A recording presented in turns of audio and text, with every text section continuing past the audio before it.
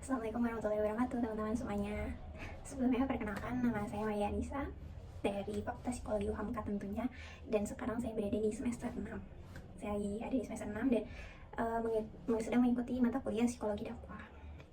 Nah, pada sosialisasi atau presentasi kali ini saya ingin membawakan mengenai komunikasi empatik dalam Islam dan implikasinya terhadap kesejahteraan psikologis gitu.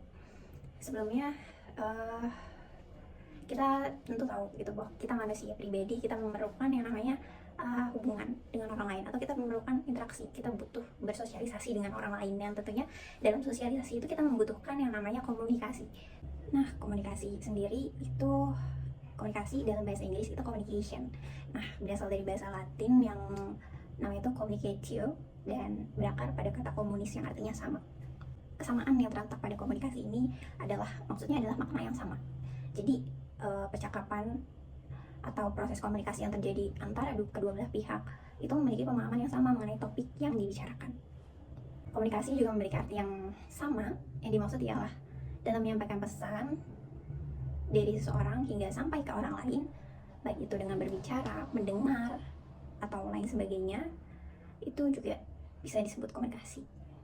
Nah, istilah terkait komunikasi itu juga terdapat dalam Al-Quran, seperti Iqra yang artinya membaca, Balagh yang artinya sampaikan, dan lain sebagainya. Menurut Yusuf Hussein, komunikasi Islam adalah proses menyampaikan atau bertukar putusan maklumat yang menggunakan prinsip dan kaidah yang terdapat dalam Al-Quran dan hadis.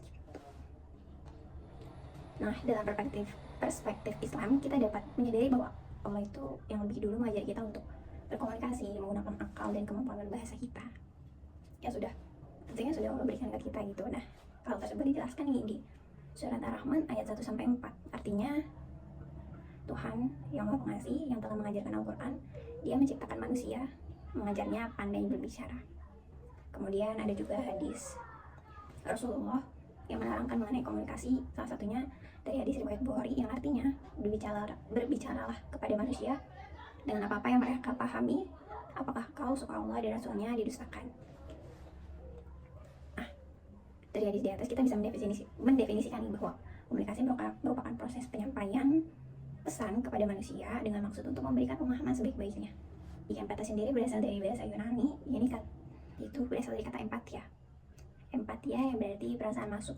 Nah, empati merupakan kemampuan atau keterampilan untuk mengidentifikasi atau memahami perasaan, pikiran, atau sikap orang lain dengan cara seolah-olah kita mengalami sendiri.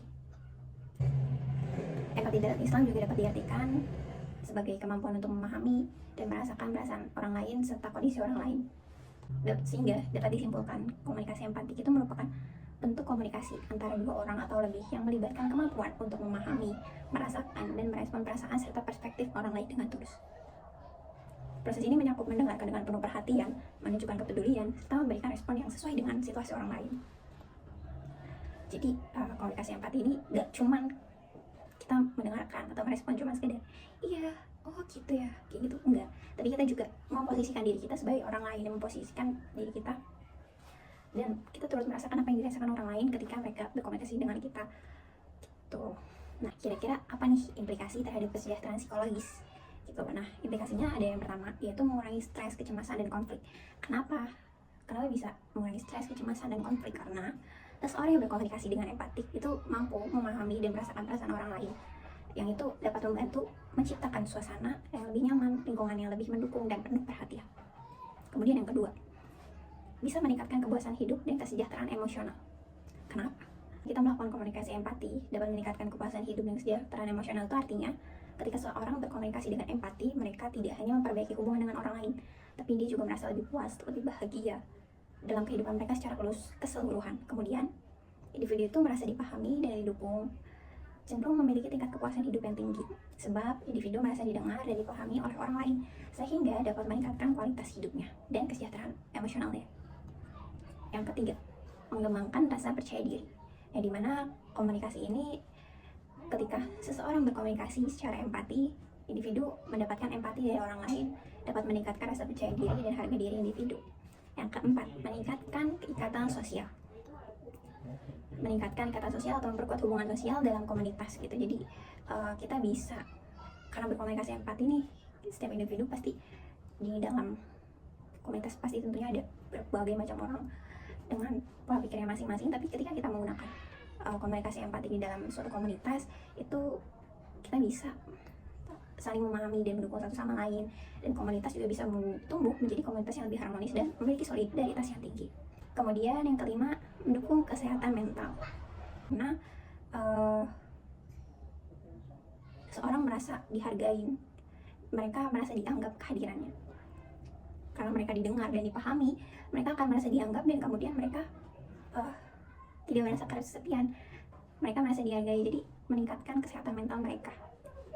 Kemudian ada juga nih penelitian yang dilakukan oleh ESAP tahun 2013 yang menunjukkan bahwa empati dalam konteks Islam dapat memfasilitasi perdamaian dan mengurangi konflik melalui pemahaman dan komunikasi yang lebih baik.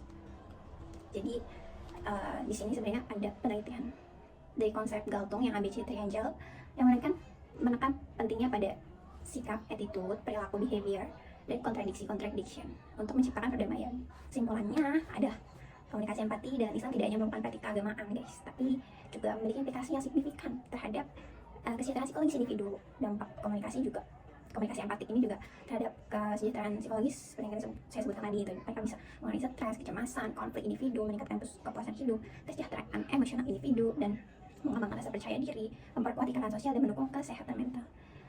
Dengan menerapkan prinsip-prinsip empati dalam kehidupan sehari-hari, umat Islam dapat mencapai kesehatan mental yang lebih baik dan hubungan sosial yang lebih harmonis. Sekian dari saya, kurang lebihnya mohon maaf. Wabillahi taufiq wal hidayah. Wassalamualaikum warahmatullahi wabarakatuh.